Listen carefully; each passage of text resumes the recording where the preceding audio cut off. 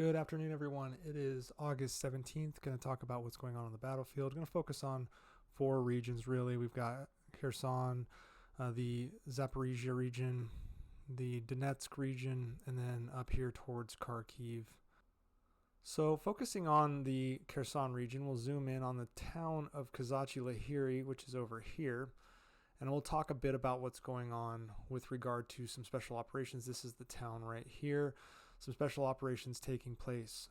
Ukraine has seen some small gains in this area where the initial stages of special operations forces were establishing bridgeheads in this region, and then right next to the town of Zaporizhzhia.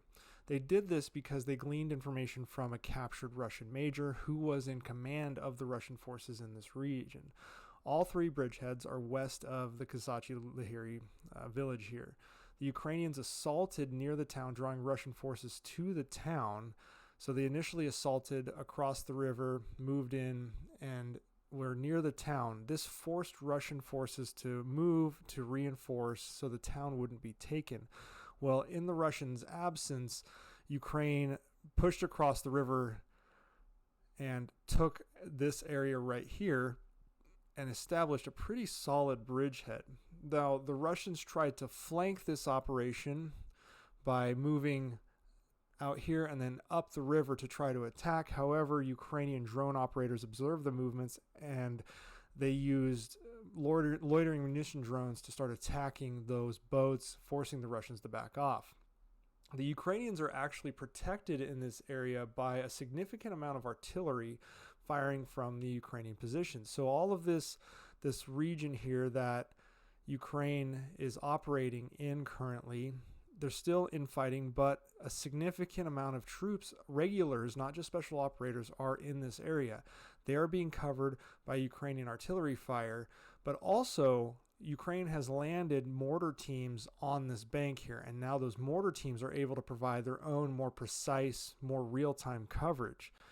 What's interesting is Russia did not believe this was going to be a major front, so they do not have artillery superiority in this region as of right now, and they're hesitant to move artillery from other regions to come reinforce because it could weaken positions in Zaporizhzhia or Donetsk in order to shore this up.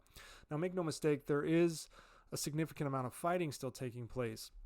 Many mapping organizations are now considering this a gray zone, as Ukraine has not officially stated that they are holding these positions permanently. This could just be a disruptive bridgehead, but the reality is Ukraine has troops on this bank and has had troops for 96 hours at least.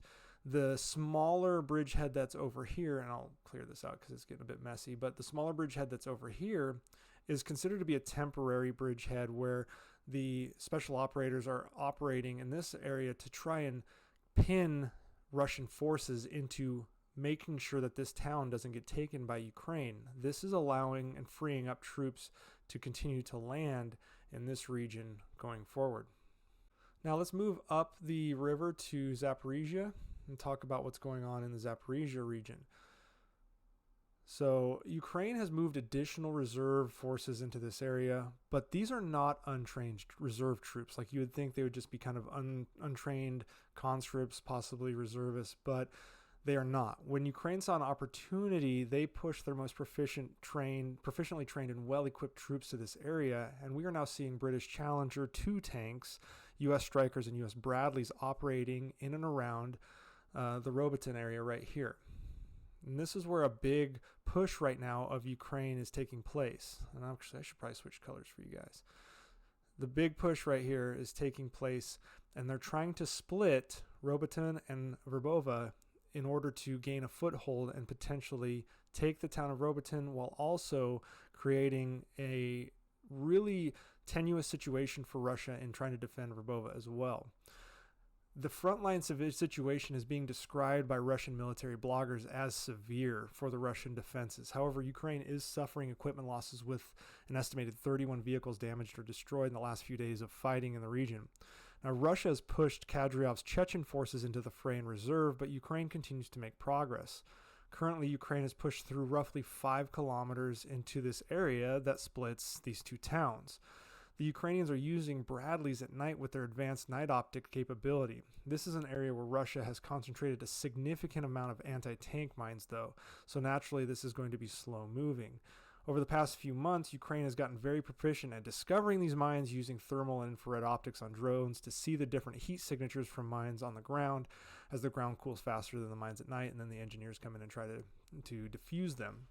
Another area of note is specifically around the Novopakovka region right here, which Ukraine is pushing hard to cut this town off initially from this route here, and they're also pushing downward to cut them off from this route here.